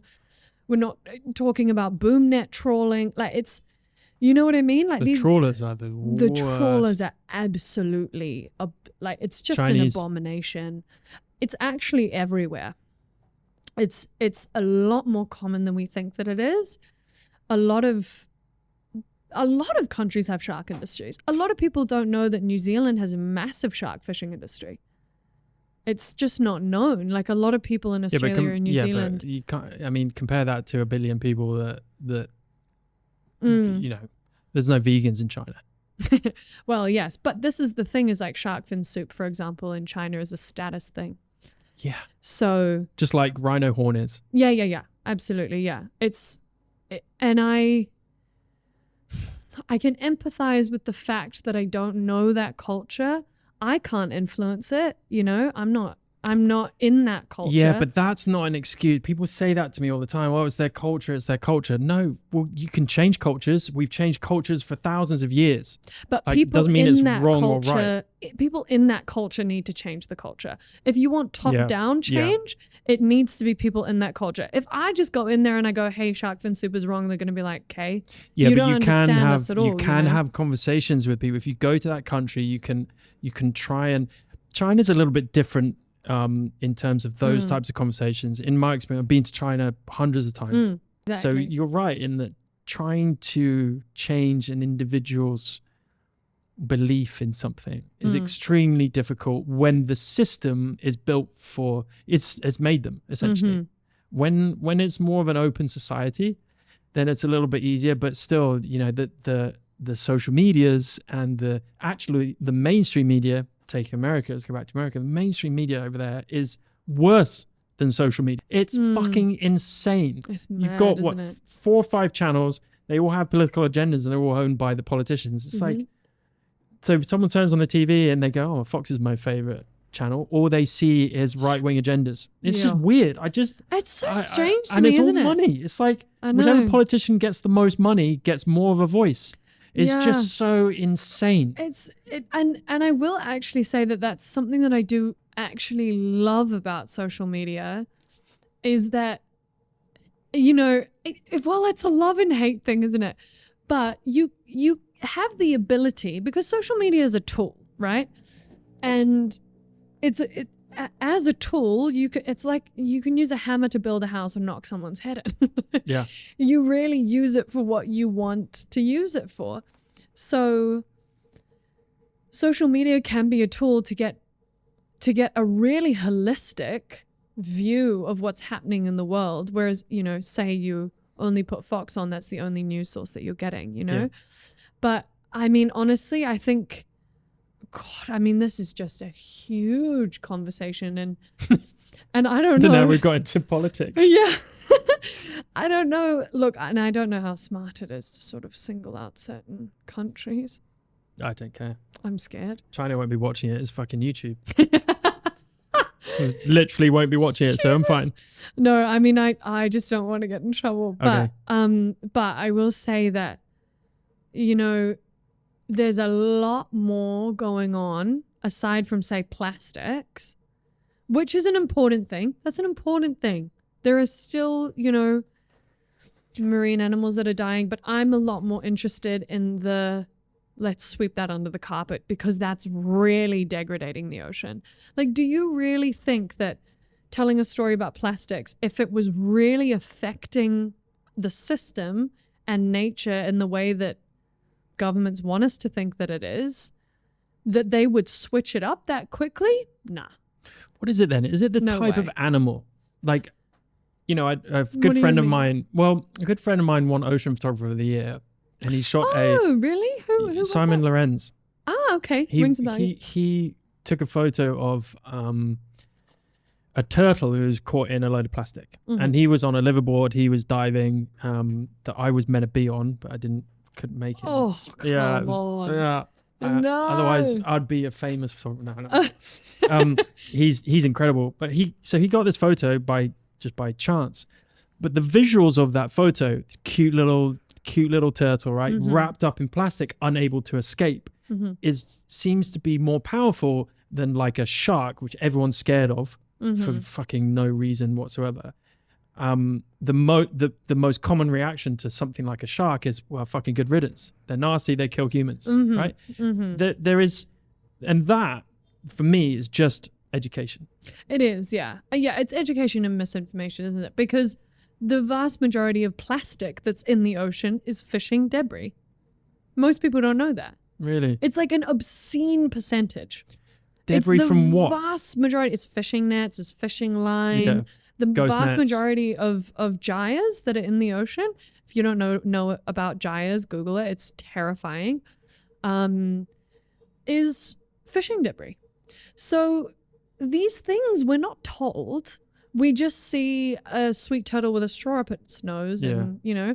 And so yes, of course, it's a problem. But my thing is, as photographers or visual storytellers, it's our opportunity to tell stories of issues that are in proportion to the issue that they are to the world. I kind of articulated that a little bit weird. No, I understand. How do but, people yeah. know that though? Because A quick Google search. It's really not that hard. I'm going to be honest with you. But then aren't you at the whim of Google and Well, what I Google wants to suppose. show you? Well, yes, but if you really are quite serious about any sort of conservation You'll or dig storytelling of anything, you read a couple of really good but that's the scientific problem, journals. Right? But people don't have the People want a attention span Netflix for it binge anymore. and they want to scroll and reels. Of And they course. don't give a, you know, we were talking about this earlier. It's like Mm-hmm. being able to get people interested in my photography, for example, where I do a lot of Amazing. cultures. Like people aren't really interested in that. They want to see someone getting hit by a car, or they want to see a half naked woman, So true. eating a banana. So true. It's just it's very difficult to relate to those type of people and love the audience if that's what they're fucking interested in. Well, absolutely. Because do you know what I think one of our biggest cruxes is now? Or I don't know if crux is the right word. Yeah. Crux? One of our biggest shortcomings, shall I say, is the fact that we are, if you look at the trend of anything in the media, it's what is relatable to me. And in marketing, we sort of think about that as psychological distance. Or in conservation as well. You want to close the psychological distance between you and the problem in order for you to care about it. Yep. If I told you that a dolphin off the coast of India or the US, which is probably as far away from us as possible, was dying, you'd be like, that's really sad. And that's probably all you'd think about it. But if I told you that because of rising sea levels, your waterfront property was going to be foreclosed or whatever, then you'd really care. So it's all about closing that psychological distance. And that kind of bleeds into relatability. So the more relatable some form of content is, the more likely you are going to get views or likes or engagement. And the more likely that that's going to actually be seen and shown. So I think this is the issue, is like it feels really far away from where we are, the issues that need actually for people to know about. But my point here is no, but I wait. No, I can do this. My point here is that's kind of what I said before about and I said it kind of flippantly, and I think we're just making random people famous because they're super relatable or whatever. And I'm like, I want things that I can't relate to. I want to help someone whose life I've never even known. Isn't that the point? You know, isn't that why we're here? To help other people and to understand cultures and then a lot of people, they just don't have that attention span. It actually genuinely, not to get too dramatic, but it genuinely hurts me to know that attention spans are getting shorter. People aren't caring about the things that they should be, that misinformation is spread so easily because nobody does any research. Like even me, I sort of saw a brunt of it when I posted a TikTok, and I've only ever posted maybe 6 of them. And I posted one when I was interviewed on the news in New Zealand about the conservation work that I do. And I just put text up and I was like, I don't know, whatever. It was basically care about marine conservation, essentially. But I looked at that video and I looked at the traction that it got, and it wasn't a huge amount of traction, but considering I just made the account, it was pretty disproportionately amazing. But I looked at that and I was like, wow, the only sound that I've put in this is a viral sound. You don't actually hear what I'm saying on the news. All of these people who are commenting and liking and viewing it are just taking my word for it. I could be on the news talking about how I could be talking about anything, and people are just taking that at face value. You know, nobody cross-checks facts anymore, which scares me. It scares the absolute living daylights out of me because it's so easy to manipulate an audience like that. For sure. Yeah. I mean, I don't know what to say to that because there is no solution. Look at Donald Trump. He rose to the presidency based on misinformation because he would just look in people's eye and goes, yeah, that's a fact. He's so convincing, isn't he? Well, no, I mean, he's a salesman. And then there's 3 billion people the other side of him going, just going, no, that's not the fact. And all these scientists going, no. Yeah. And all these people go, no, he's amazing. Donald Trump's fucking. But that is an analogy to basically the world we live in today. It's like your opinion is worth as much as my fact. And people just fucking love all that shit. That's a mic drop quote, that is. What your opinion is worth as much as my fact. That's social media. It's like I could put something up, and anyone could put something up, and you'd get probably half the people. I think I put up a very, very simple. I can't remember. Sometimes I do these stories with a poll right? Mhm. And the answer's fucking obvious. But people will just believe, if I make them believe something, they'll go along with it. And imagine that on a grand scale. It's so scary. It's so terrifying. But let's try and put it in a positive. This Well, is going down and depressing. I know. I'm like, listen. This is we the can battle. cut It's whatever. refreshing to talk to you about this because for I hope you don't mind me saying, for a young lady I hope, to I be hope that this you would say mature that. in your, because it took me 40 years to get to that kind of 30s. I started thinking, hang on a minute, life is more than getting to where I want to in a career, getting some money, getting married, traveling the world. It's like, that's all incredible life experiences, but there's still something that's missing. And I think people will have to figure that out for themselves. Absolutely. But how do we as artists, let's say, help them kind of figure that out? Honestly, I think I'm gonna answer your question a little bit roundabout, because to your absolute credit, it's so important for us to work on ourselves, know who we are, know what we're passionate about before we decide to commit our lives to something. And you can commit your life to something and in 10 years change what you want to commit your life to. That's good. As long as it's real, as long as it's real and it's genuine and it's in line with whatever you feel your purpose is in that given moment. Because when you're genuinely trying to be of service, I don't think that you can make a mistake, because it's all going to be of service, which is beautiful. And I think, Michael Jackson said it the best. Start with the man in the mirror. That's what that song's about. The One lyrics of the best are songs quite, ever. Yeah. There's a fucking artist that is Michael Jackson. Fuck, he's good. What I think is, don't overwhelm yourself. I think also, like, we're talking about a lot of issues and a lot of paths that you could go down.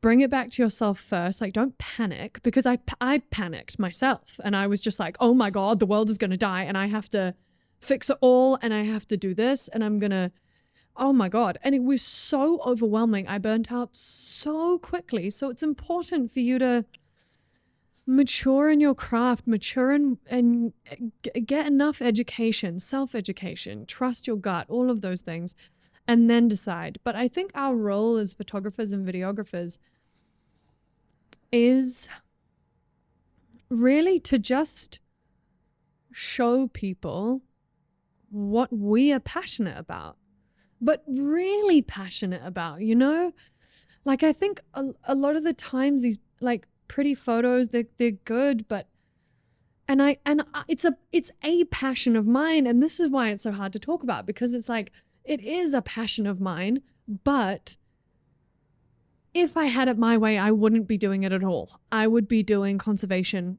all the time, every day for the rest of my life, but I have bills to pay, unfortunately.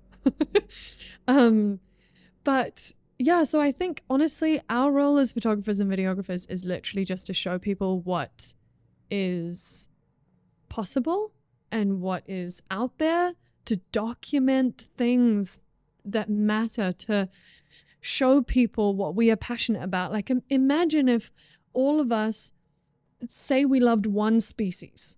Say, I personally love whales and sharks. I love them. I think they're incredible creatures. Manta ray too. Oh. If I just focused in on those animals, and somebody else loved narwhals, and somebody else loved octopuses, octopi. And, and the list goes on and on and on.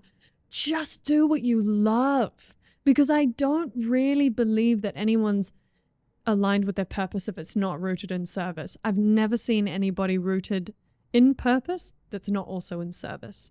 So pick what you love, whether that's humanitarian or, obviously, we're very passionate about animals.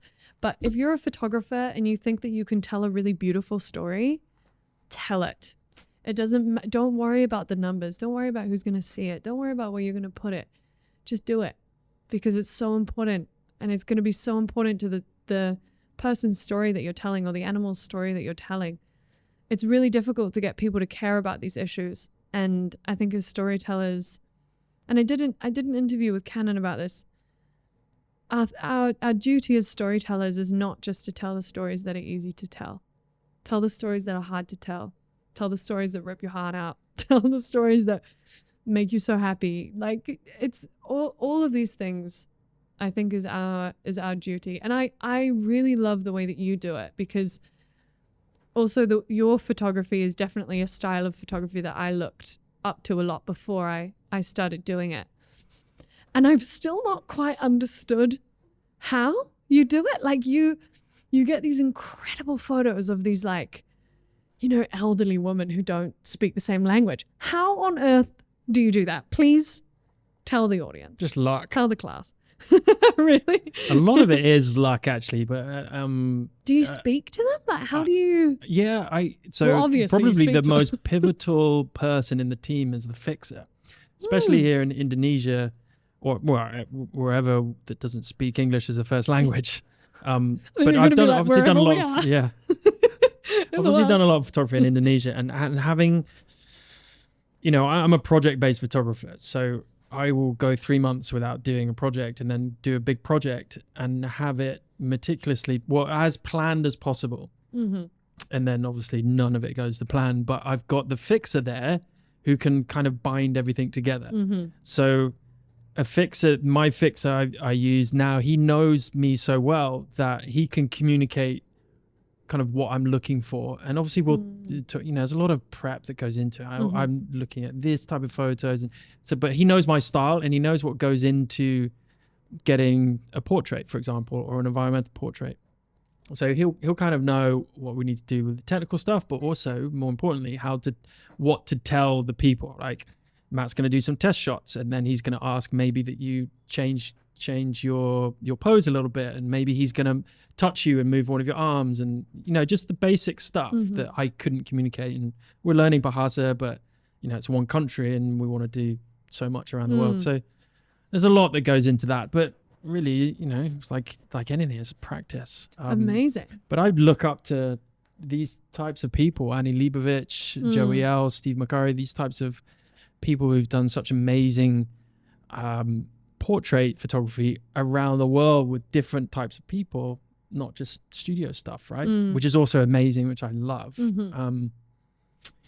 And I just try and emulate their kind of voice. And I think that's important. Coming back to what you were talking about, which is hugely inspirational. I love that you've shared that. So thank you. I'm sure a lot of people listening and watching this should, and hopefully they do, take heart from what you're saying. I hope they do. But I think it's so important as artists, and specifically photographers and filmmakers, to have a voice. You know, you have a style, and that's your style, and that's the way you fit in terms of the aesthetics and your look and the way you know, your workflow goes. But what you're trying to say with that style, right, with your body of work, with a set of images, with projects, whatever you're going to kind of put your photos into, maybe it is your Instagram grid, that's fine. But if you're saying something through that, or you're spreading a message, or even if it's just, I wrote down here, education, and I think I go on about this all the time, people just get bored of me talking about it, but for me, it seems to be it seems the simplest solution, but it's extremely convoluted, very unattainable for a lot of people around the world. It's just education. And I love it when people self-educate. And I don't think that's a timeless act. It's like there's no cap on that. You can always be learning something, especially in art, in philosophy, in science, in exposing yourself to what's out there in the world. And that's why travel is its own education platform, right? If you travel, you'll see some shit, and then you'll go, oh God, I didn't know that existed. I need to be a little bit more compassionate to people or to animals or whatever.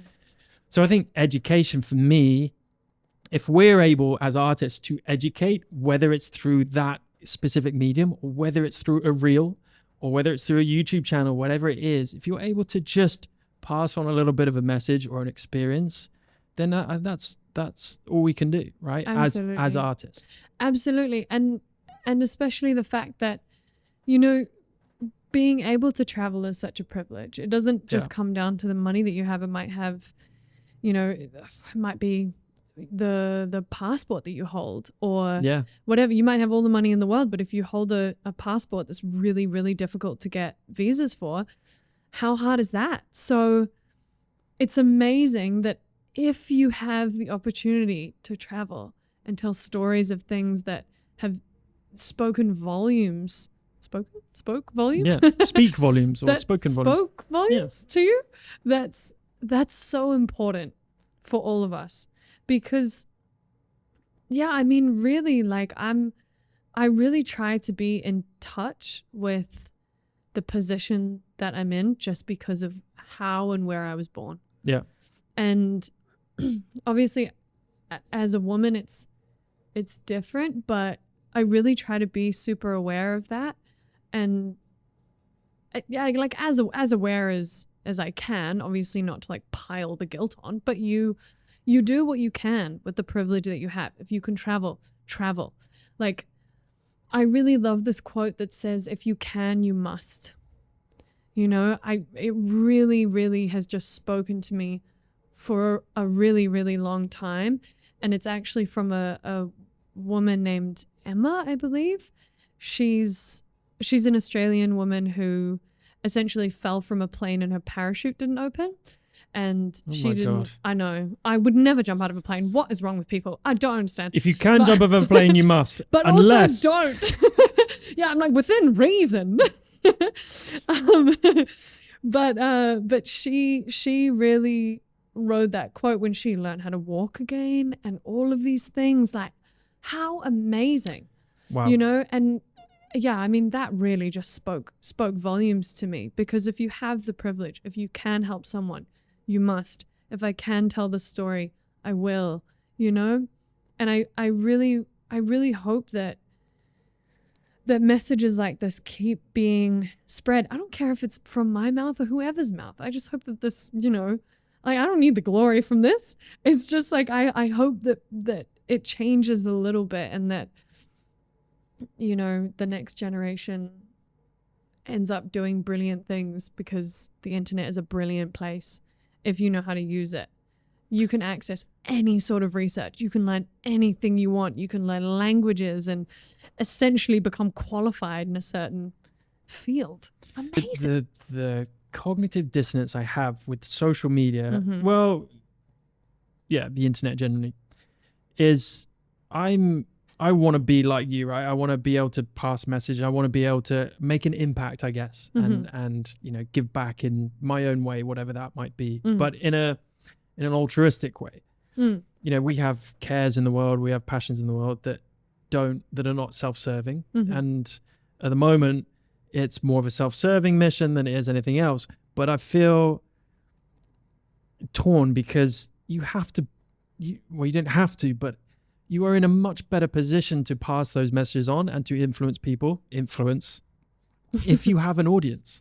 Yeah, absolutely. So there is this kind of battle between, I want to do what I want to do, and I want to say what I want to say, and I want to put myself like out there, and I want to educate people, and I want to share my opinions, and I want to get opinions back, and I want to have this thing going, but I want to have enough people that are going to listen to me. Mm-hmm. Mm-hmm. What is enough is a separate conversation. Yeah, but true. you know, there is always that battle. So that's why I have a love-hate relationship with platforms Mm-hmm. like Instagram and stuff, Mm-hmm. right? So it's like, you know, what would your advice be to, you know, we've been talking a lot about this, you know, we've run out of wine and we're running out of time. In wrapping up, Mm-hmm. can you kind of sum up your advice, or how can people help in those type of causes? Mm-hmm. How can people kind of do what you do, or at least have an impact on issues that aren't necessarily themselves? Mm-hmm. I think, I mean, look, it's a hard question to answer, because you might be extremely passionate about a cause that could really get you into danger. So it just depends. You know, certain humanitarian work, for example, could get you into a lot of like quite serious danger. Like, we're talking about this very like inspirationally, but you know, be careful, I would say is one thing. But I would also say that it's not necessarily what you say, it's how you say it. And that's the thing with audiences, is like, if you're tactful about it, you won't lose anything, and you'll be able to communicate that in a way that's impactful and is going to land for people. So hone your craft, learn who you are. Not that I know who I am, I'm still figuring it out, but I suppose I've got a bit of a baseline, which is a good place to start. Learn your baseline, know what your values are, and just go for it. Be careful, but go for it. Tell the stories that you want to tell, whether that's like a really great YouTube channel is Soft White Underbelly. Okay. Just an amazing YouTube channel, sort of, that puts quite taboo people in the spotlight and just gets them to tell their story, and investigates these things with such compassion that, you know, it dissolves all of the contrast with those people. You're like, oh, that could have been me. You know, like there's so many narratives that you could cling on to. There's so many things that you could do. So really my thing is, try it out, enjoy yourself, learn what you love. Only do it if you love it. Mm-hmm. You know, just really do what you love, and share without a care. Share without a care. Really though, yeah, just share it. Don't worry about anything else. Just share what you think is important to be shared, because I think energy doesn't lie, and it's your energy behind your cause that's actually going to sell the cause. You can photograph it any which way, but your energy is going to leak into every part sure. of that. Yeah. So that's why I say, you know, like, know yourself and do what you love. So Wonderful. yeah, and really, really go after it. I knew exactly what I wanted. I knew exactly who I was going to work with. I essentially stalked these people. And I wouldn't condone stalking, but I would say, you know, like, put yourself in the way of miracles. Don't just stand idly by and send a couple of DMs off. Like, you're going to have to really work for it and do that. You know, get noticed, do it. Put it all out there. Put it all out there. You With really love, yeah, not hate. with absolute love, because those are the messages that I actually That is the land. key. Yeah. Mhm. And on that note, we've loved having you. Well, Thank you for so having much me. for coming on. I feel like I know you a lot better now. Yeah. And I look forward to next time. Where can people find you if they want to have a look at your work? Instagram. Well, honestly, yeah, the fact that I'm going to say Instagram. Yeah. But yeah, Instagram. We love Instagram. We do. It's a love-hate relationship. We try our best, Yeah. but Instagram, Caragh Creative. You can find me living my life as well in Bali, in person. Come to Bali. Yeah. But yeah, Caragh Creative is my Instagram, and website, right? yeah, caraghcreative.com. Okay. When that launches, stay tuned. I'm really excited though, because I'm releasing a lot of work that a lot of people have never seen. Awesome. So I'm Well, super excited. we all for look that. forward to seeing that. And thank you so much for coming on. Thank you for having me. You're amazing. I love it. You're the best. Thank you so much. See you tomorrow. See you later. Bye.